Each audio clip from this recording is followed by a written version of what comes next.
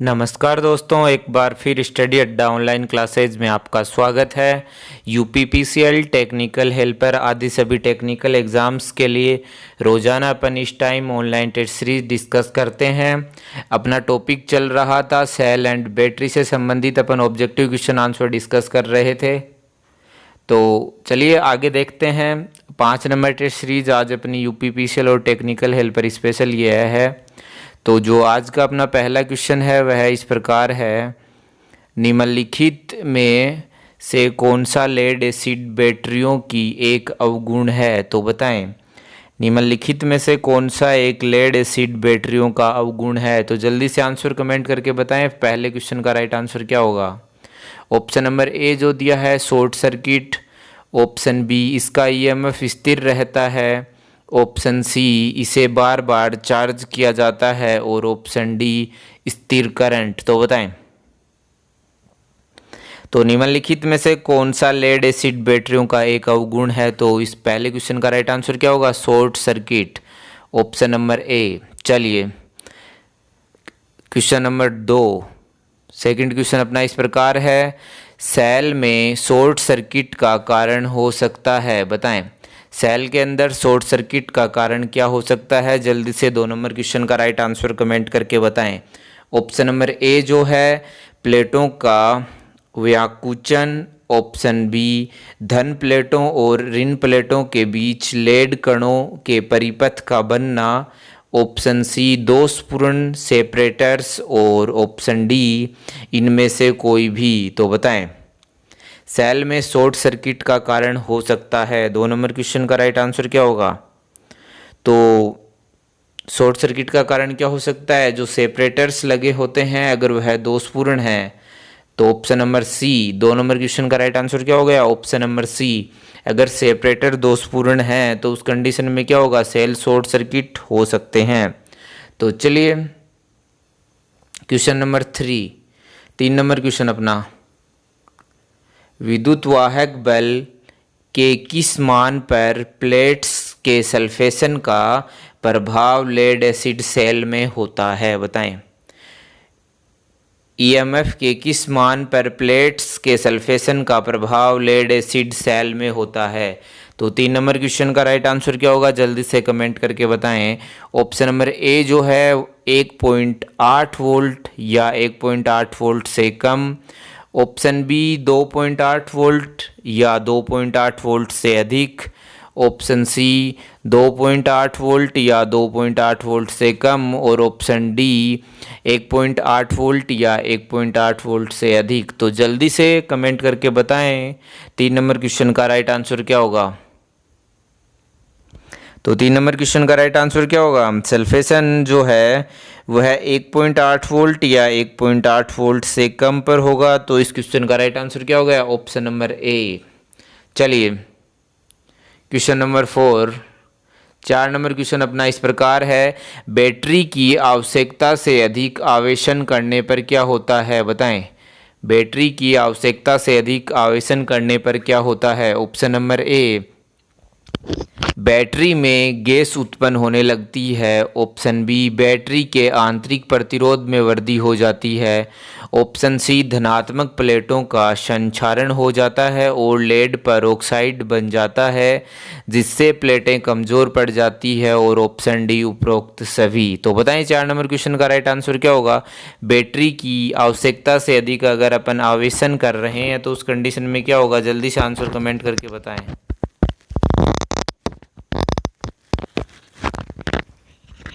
तो 4 number question का right answer क्या होगा? उपरोक्त सभी, ऑप्शन नंबर डी। बैटरी की अगर आवश्यकता से अधिक आवेशन कर रहे हैं तो ये सभी कारण सभी हो सकते हैं, सभी घटनाएं घटित हो सकती है। तो बैटरी 4 नंबर क्वेश्चन का राइट आंसर क्या होगा? Option number D. चलिए अगर आपने अभी तक हमारे YouTube चैनल स्टडी अड्डा ऑनलाइन क्लासेज को सब्सक्राइब नहीं किया तो जल्दी से सब्सक्राइब कर लें। मंडे टू फ्राइडे अपन रोज़ाना शाम 8:15 पर इस तरह की टेस्ट सीरीज डिस्कस करते हैं। तो अगर आज आप फर्स्ट टाइम हमारे साथ ये टेस्ट सीरीज ज्वाइन कर रहे हैं तो रोज़ाना इसी टाइम हमारे साथ जुड़ें। चलिए अगले क्वेश्चन पे चलते हैं।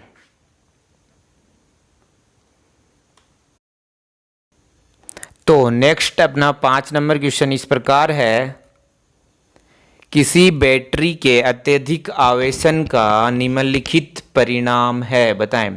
किसी बैटरी के अत्यधिक आवेशन का निम्नलिखित परिणाम हो सकता है। ऑप्शन नंबर ए जो है, धनात्मक प्लेट की लेड पेरोक्साइड में संचारित होने लगती है जिससे वह कमज़ोर पड़ जाती है। ऑप्शन बी, बैटरी का आंतरिक प्रतिरोध बढ़ने लगता है। ऑप्शन सी, इनमें से दोनों। और ऑप्शन डी, इनमें से कोई नहीं। तो जल्दी से आंसर कमेंट करके बताएं। किसी बैटरी का अत्यधिक आवेशन निम्नलिखित परिणाम हो सकता है। किसी बैटरी के अत्यधिक आवेशन का क्या परिणाम हो सकता है? तो जो धनात्मक प्लेट का लेड पेरोक्साइड में संचारित होने लगती है जिससे वह कमज़ोर पड़ जाती है। तो 5 नंबर क्वेश्चन का राइट आंसर क्या होगा? ऑप्शन नंबर ए। तो चलिए दोस्तों, क्वेश्चन नंबर 6 नंबर क्वेश्चन अपना इस प्रकार है, लेड एसिड सेल की वाट घंटा दक्षता और खालिस्तान के बीच परिवर्तनीय होती है, बताएं। जो लेड एसिड सेल है उसकी वाट घंटा WH दक्षता खालिस्तान के बीच परिवर्तित होती है। किसके बीच परिवर्तित होती है? जल्दी से आंसर कमेंट करके बताएं। ऑप्शन नंबर ए जो दिया है 20 से 40%, ऑप्शन बी 90 से 95%, ऑप्शन सी 40 से 60 और ऑप्शन डी 70 से 80%। तो बताएं, लेड एसिड सेल की वाट घंटा दक्षता किसके बीच में चेंज होती है? तो लेड एसिड सेल की जो वाट घंटा दक्षता वो कितनी होती है? 72 से 80% के बीच। तो इस क्वेश्चन का राइट आंसर क्या हो गया? Option number D. 6 number question का राइट आंसर क्या होगा? Option number D. और एम्पियर घंटा दक्षता लेड एसिड सेल की कितनी होती है? जल्दी से आंसर कमेंट करके बताएं। साथ में अपनी क्वेश्चन भी देख लेते हैं। वाट घंटा दक्षता 70 से 80%। तो एम्पियर घंटा दक्षता कितनी होती है? तो एम्पियर घंटा दक्षता कितनी होती है? 90 से कितनी होती है? 95% होती है। ये भी याद रखिए। चलिए 7 नंबर क्वेश्चन देख लेते हैं। क्षारीय बैटरियां निम्नलिखित क्रिया द्वारा विद्युत उत्पन्न करती है, बताएं। जो क्षारीय बैटरी है वह कौन सी क्रिया के द्वारा विद्युत उत्पन्न करती है? ऑप्शन नंबर ए ऊष्मा, ऑप्शन बी चुंबकीय क्रिया, ऑप्शन सी घर्षण, ऑप्शन डी रासायनिक क्रिया। तो बताएं, जो क्षारीय बैटरियां है वह किस क्रिया के द्वारा विद्युत उत्पन्न करती है? तो 7 नंबर क्वेश्चन का राइट आंसर क्या होगा? जो रासायनिक क्रिया के द्वारा क्या होती है? क्षारीय बैटरियां अपनी विद्युत उत्पन्न करती है। तो ऑप्शन नंबर डी इसका क्या हो गया? Right answer. चलिए दोस्तों, क्वेश्चन नंबर 8। क्षारीय सेलों में एक इलेक्ट्रोलाइट के रूप में एक क्षार और खालिस्तान होता है, बताएं। जो क्षारीय सेल हैं उसमें एक इलेक्ट्रोलाइट के रूप में एक क्षार और खालिस्तान होता है। जल्दी से 8 नंबर क्वेश्चन का राइट आंसर कमेंट करके बताएं। ऑप्शन नंबर ए सल्फ्यूरिक अम्ल, ऑप्शन बी लेड अम्ल, option C lead sulphate, option D nickel iron या निकल कैडमियम प्लेटें, बताएं। 8 नंबर क्वेश्चन का राइट आंसर क्या होगा? जल्दी से कमेंट करके बताएं। तो जो क्षारीय सेल है उसमें एक इलेक्ट्रोलाइट के रूप में क्या होता है? एक क्षार होता है और इसके अलावा क्या होता है? निकल आयरन या निकल कैडमियम प्लेट प्रयुक्त की जाती है। तो 8 नंबर क्वेश्चन का राइट आंसर क्या हो जाएगा? Option number D. चलिए दोस्तों, अगले क्वेश्चन पे चलते हैं। क्वेश्चन नंबर 9 अपना इस प्रकार है, क्षारीय बैटरियों में प्रयुक्त विद्युत अपघट्य कौन सा होता है? तो जल्दी से आंसर कमेंट करके बताएं। जो क्षारीय बैटरियां होती है उसके अंदर अर्थात निकल लोहे सेल जो होते हैं उनके अंदर इलेक्ट्रोलाइट होता है। ऑप्शन नंबर ए जो दिया है H2SO4, option B HCl, option C KOH, option D KMnO4 और ऑप्शन डी MnO2। तो बताएं, 5 ऑप्शन आपके सामने दिए हैं। क्षारीय बैटरियां अर्थात निकिल लोहे सेल में कौन सा इलेक्ट्रोलाइट प्रयोग किया जाता है? तो इस क्वेश्चन का राइट आंसर क्या होगा?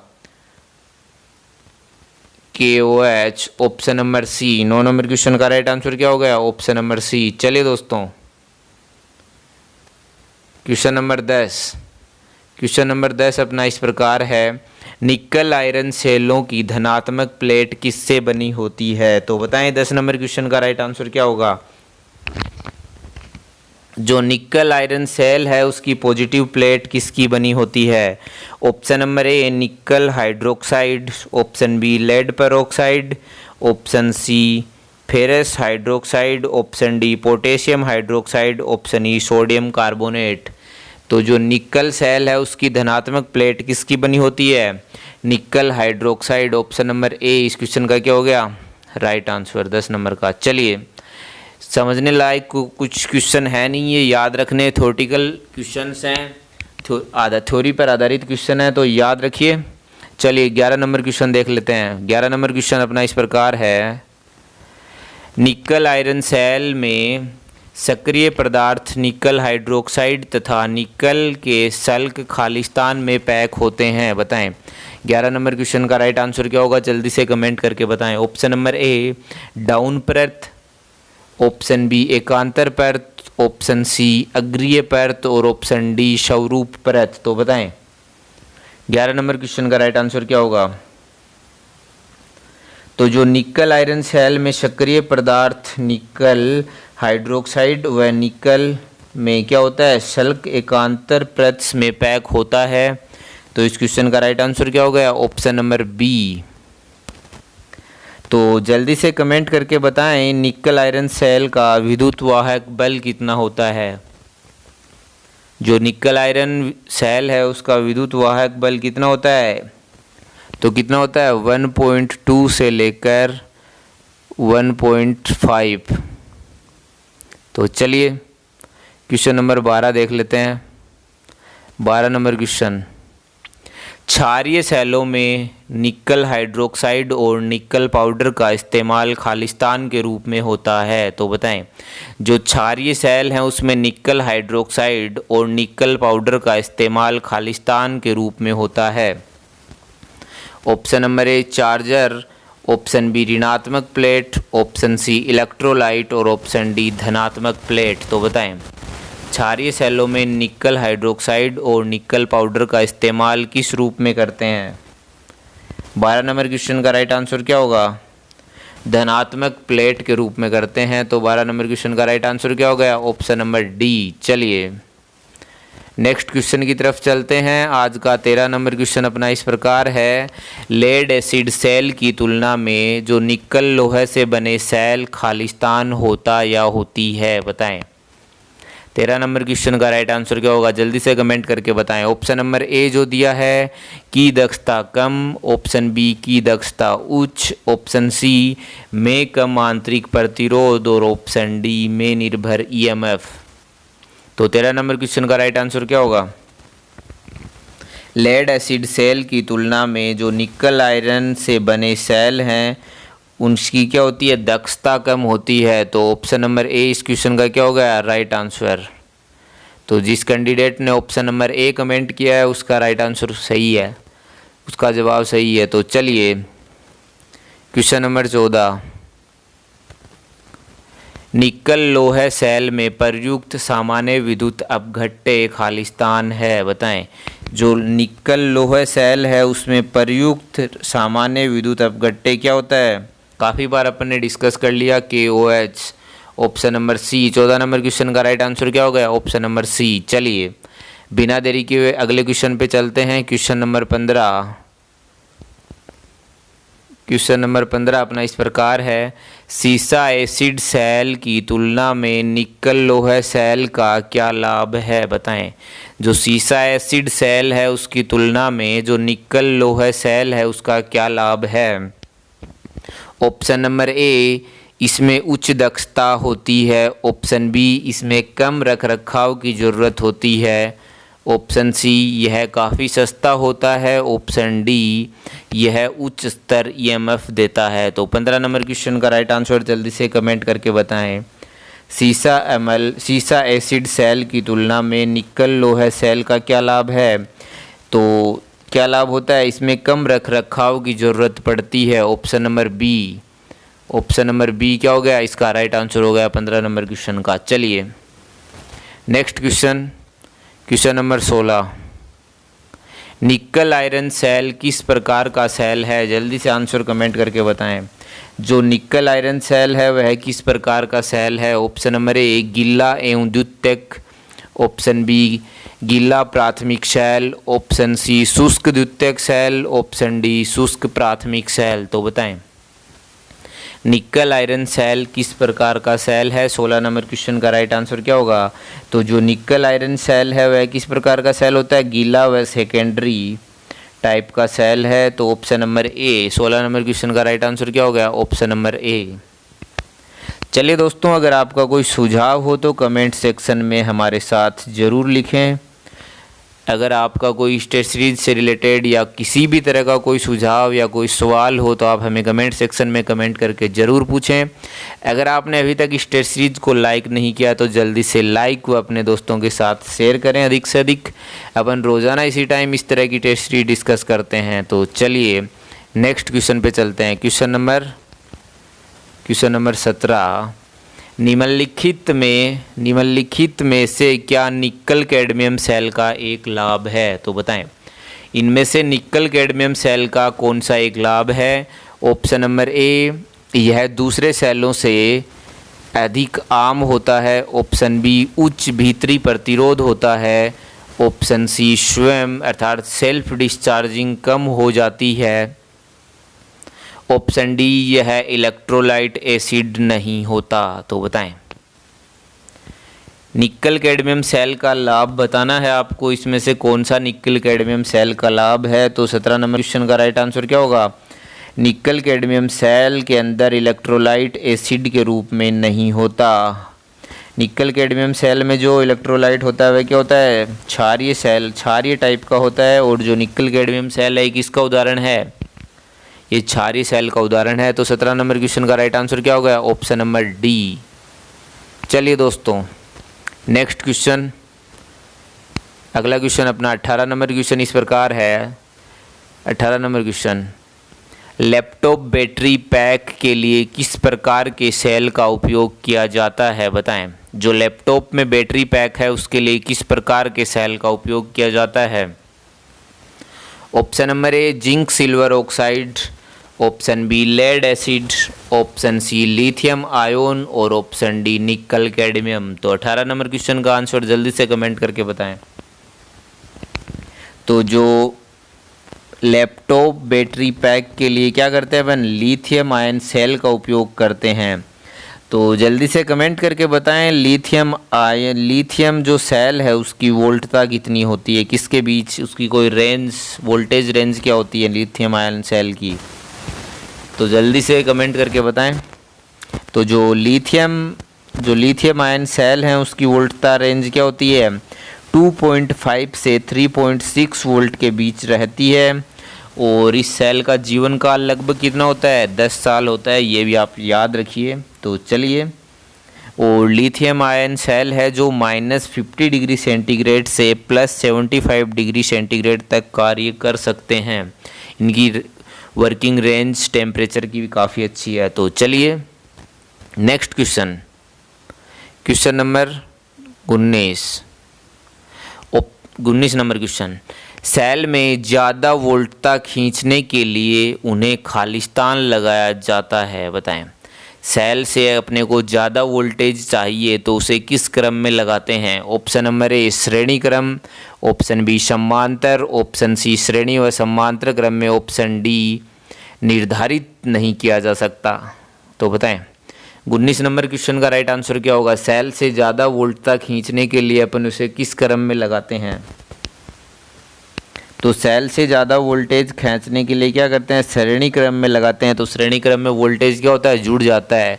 तो 19 नंबर क्वेश्चन का राइट आंसर क्या होगा? ऑप्शन नंबर ए। वोल्टेज अगर अपने को अधिक चाहिए तो सभी सेलों को किस क्रम में जोड़ते हैं? श्रेणी क्रम में जोड़ते हैं। चलिए नेक्स्ट क्वेश्चन नंबर 20, 2 या 2 से अधिक सेलों के एक समूह को खालिस्तान कहा जाता है। क्या कहा जाता है?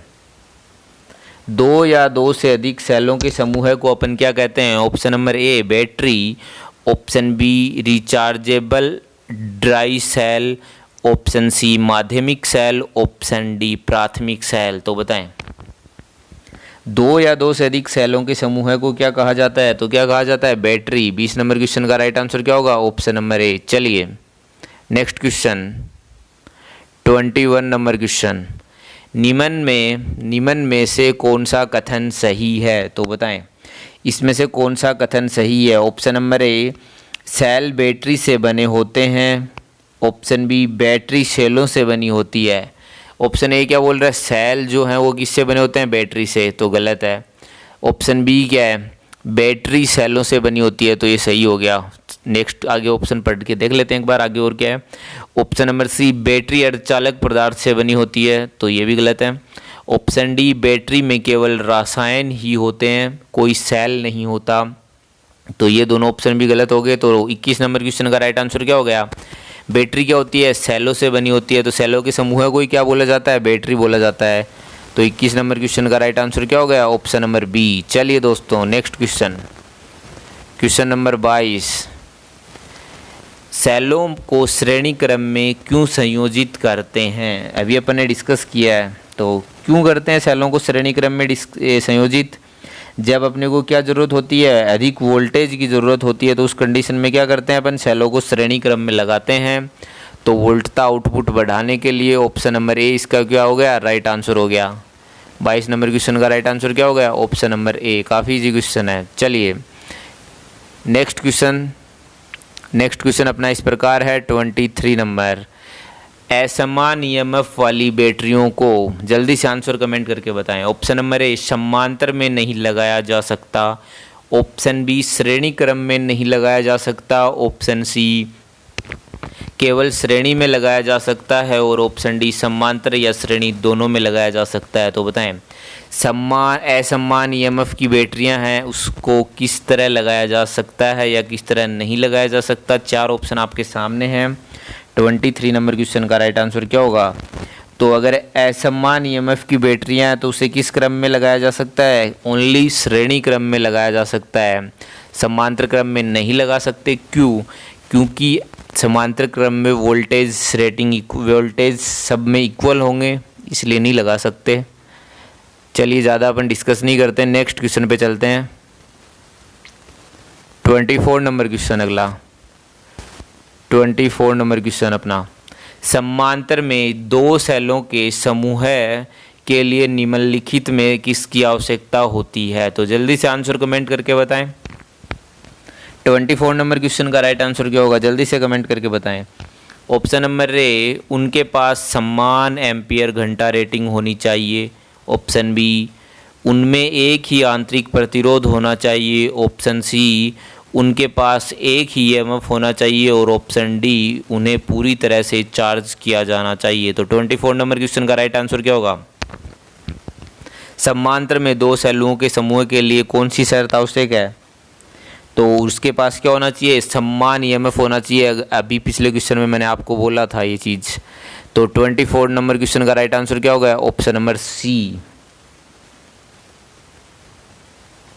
तो चलिए next question 25 number question, battery का ट्रिकल चार्जिंग खालिस्तान के द्वारा आवेशित होता है। तो बताएं बैटरी का जो ट्रिकल चार्जिंग है वह किसके द्वारा आवेशित होता है? जल्दी से 25 नंबर क्वेश्चन का आंसर कमेंट करके बताएं। ऑप्शन नंबर ए, अधिभार करंट। ऑप्शन बी, पूर्ण भार करंट। ऑप्शन सी, बहुत कम करंट। और ऑप्शन डी, निम्न भार करंट। तो 25 नंबर क्वेश्चन का राइट आंसर क्या होगा? जल्दी से हमें कमेंट करके बताएं। तो बैटरी का जो ट्रिकल चार्जिंग है वह आवेशन करने के लिए क्या होता है? बहुत कम करंट की आवश्यकता होती है। तो ट्रिकल चार्जिंग में क्या होता है? बहुत कम करंट पर काफ़ी लंबे समय तक चार्ज की जाती है बैटरी को। ट्रिकल चार्जिंग की ज़रूरत कब पड़ती है? तब काफ़ी समय से अपन बैटरी को चार्ज नहीं करते, वो डेड हो जाती है। तो 25 नंबर क्वेश्चन का राइट आंसर क्या हो जाएगा? Option number C. चलिए नेक्स्ट 26 नंबर क्वेश्चन अपना इस प्रकार है, बैटरी खालिस्तान के लिए समांतर में जोड़ी जाती है। तो बताएं 26 नंबर क्वेश्चन का राइट आंसर क्या होगा? बैटरी को समांतर क्रम में किस लिए जोड़ा जाता है? ऑप्शन नंबर ए करंट की क्षमता बढ़ाने के लिए, ऑप्शन बी वोल्टेज आउटपुट को बढ़ाने के लिए। तो वोल्टेज आउटपुट बढ़ाने के लिए अपन किस क्रम में जोड़ते हैं? अपन ने अभी डिस्कस किए हैं, तो किस में जोड़ते हैं?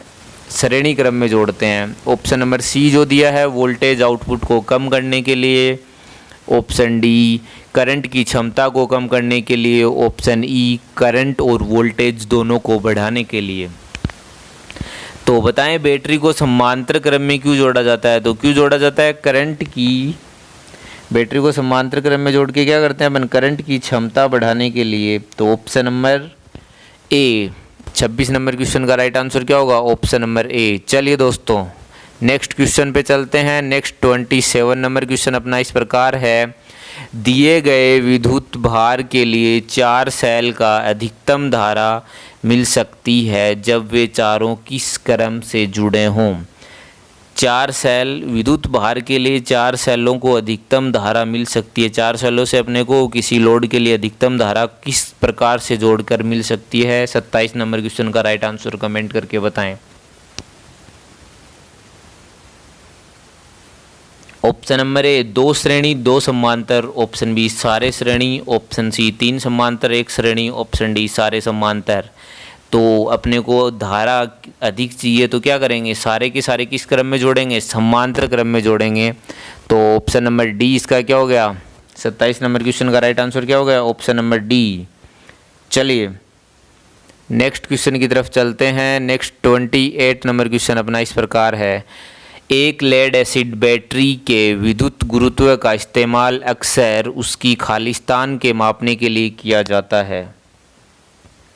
बताएं एक लेड एसिड बैटरी, जो एक लेड एसिड बैटरी है उसके विशिष्ट गुरुत्व का इस्तेमाल अक्सर इसकी खालिस्तान मापने के लिए किया जाता है। 28 नंबर क्वेश्चन का राइट आंसर क्या होगा? तो ऑप्शन नंबर ए जो दिया है डिस्चार्ज होने की दर, ऑप्शन बी परिचालन तापमान, ऑप्शन सी चार्ज होने की स्थिति, ऑप्शन डी उपयोगी जीवन काल और ऑप्शन ई आंतरिक प्रतिरोध।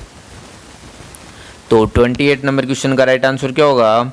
जो लेड एसिड बैटरी का विशिष्ट गुरुत्व का इस्तेमाल उसकी चार्जिंग होने की दर मापने के लिए किया जाता है, होने की स्थिति, चार्जिंग की स्थिति पता करने के लिए। तो ऑप्शन नंबर सी चार्ज होने की स्थिति।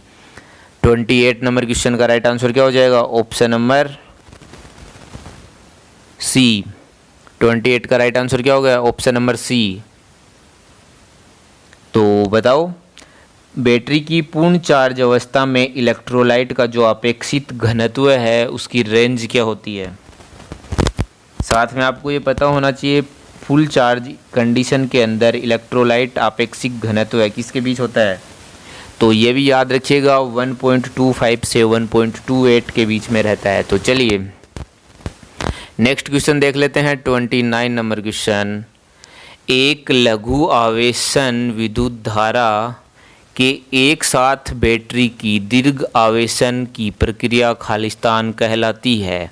ऑप्शन नंबर ए त्वरित आवेशन, ऑप्शन बी तेज आवेशन, ऑप्शन सी उच्च आवेशन, ऑप्शन डी रिसाव आवेशन और ऑप्शन ई तीव्र आवेशन। तो जल्दी से आंसर कमेंट करके बताएं एक लघु आवेशन विद्युत धारा के साथ बैटरी की दीर्घ आवेशन की प्रक्रिया क्या कहलाती है?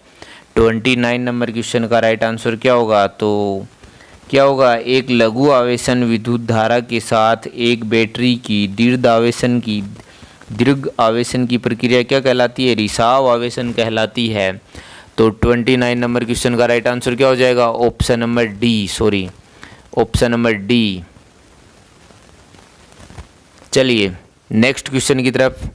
30 नंबर क्वेश्चन अपना इस प्रकार है, यदि किसी बैटरी को अधिक समय तक उपयोग न किया गया हो तो आवेशित करने की सबसे उपयुक्त विधि कौन सी है? आज की क्लास में अपन ये क्वेश्चन डिस्कस कर चुके हैं, मैंने आपको बताया था। तो जल्दी से आंसर कमेंट करके बताएं। यदि किसी बैटरी को अधिक समय तक उपयोग न किया गया हो तो उसे चार्ज करने की सबसे उपयुक्त विधि कौन सी है? Option number A trickle charge, option B boost charge, option C सबल आवेशन, ऑप्शन डी प्लवन आवेशन। तो बताएं। तो लंबे समय तक अगर किसी बैटरी को उपयोग नहीं किया गया हो और उसे चार्ज करना हो तो सबसे बेस्ट विधि कौन सी होती है? Trickle charging. इसमें क्या होता है? बहुत कम मात्रा में इसको चार्ज किया जाता है, इसमें बहुत कम मात्रा में करंट अप्लाई की जाती है। तो चलिए 30 क्वेश्चन अब तक अपन ने डिस्कस कर लिए हैं। तो नेक्स्ट 31 क्वेश्चन की तरफ। 31 नंबर क्वेश्चन अपना इस प्रकार है, स्टोरेज बैटरियों की ट्रिकल चार्जिंग से कैसी सहायता होती है? बताएं। स्टोरेज जो बैटरियां हैं उससे ट्रिकल चार्जिंग से कौन सी सहायता हो या कैसी सहायता होती है? ऑप्शन नंबर ए, उचित इलेक्ट्रोलाइट बनाए रखने में। ऑप्शन बी, इसकी उत्क्रम क्षमता बढ़ाने में। ऑप्शन सी, सल्फेशन रोकने में। और ऑप्शन डी, इसे ताज़ा और पूर्णतः चार्ज बनाए रखने में। ऑप्शन डी, डिस्चार्ज करने में। तो स्टोरेज बैटरियों की ट्रिकल चार्जिंग से कैसी सहायता होती है? 31 नंबर क्वेश्चन का राइट आंसर जल्दी से कमेंट करके बताएं। तो क्या होगा? अगर किसी बैटरी में सल्फेशन दोष हो जाता है तो उस बैटरी को पुनर्जीवित करने के लिए अपन क्या करते हैं? बहुत कम अर्थात निम्न विद्युत धारा दर पर आवेशित करते हैं और इसी प्रक्रिया को क्या कहा जाता है? ट्रिकल चार्जिंग कहा जाता है। तो स्टोरेज बैटरियों की ट्रिकल चार्जिंग से कैसी सहायता होती है? तो कैसी सहायता होती है? इसे ताज़ा और पूर्णतः चार्ज बनाए रखने में। तो इस क्वेश्चन 31 नंबर क्वेश्चन का राइट आंसर क्या हो जाएगा? Option number D. Trickle charging की मैंने आपको परिभाषा बता दी। चलिए नेक्स्ट क्वेश्चन 32 नंबर क्वेश्चन अपना इस प्रकार है, जल्दी से आंसर कमेंट करके बताएं। बैटरी की धीरे धीरे आवेशित करने से मदद मिलती है? बताएं। बैटरी को धीरे धीरे आवेशित करने से किस में मदद मिलती है? ऑप्शन नंबर ए, इलेक्ट्रोलाइट का उचित स्तर बनाए रखने में। ऑप्शन बी, इसकी आरक्षित क्षमता बढ़ाएं। ऑप्शन सी, सल्फेशन को रोकें। ऑप्शन डी, इसे ताज़ा और पूर्ण रूप से विकसित रखें। ऑप्शन ई, ए और बी दोनों। तो 32 नंबर क्वेश्चन जो है यह आज के लिए मैं आपको क्वेश्चन दे रहा हूँ, आज का अपना अंतिम क्वेश्चन है। इस क्वेश्चन का आंसर आप हमें कमेंट करके बताएंगे। धन्यवाद दोस्तों हमारे साथ इस सीरीज में अंत तक बने रहने के लिए। अगर आपने अभी तक हमारे YouTube चैनल स्टडी अड्डा ऑनलाइन क्लासेज को सब्सक्राइब नहीं किया है तो जल्दी से सब्सक्राइब कर लें, बेल आइकन दबाएं जिससे आने वाले वीडियो का नोटिफिकेशन आपको सबसे पहले मिले। और अगर आपका कोई सुझाव हो या कोई सवाल हो तो कमेंट सेक्शन में लिखना ना भूलें। कल दोबारा इसी तरह की एक और नई ऑनलाइन टेस्ट सीरीज़ के साथ हम आपके लिए हाजिर होंगे। जय हिंद, जय भारत।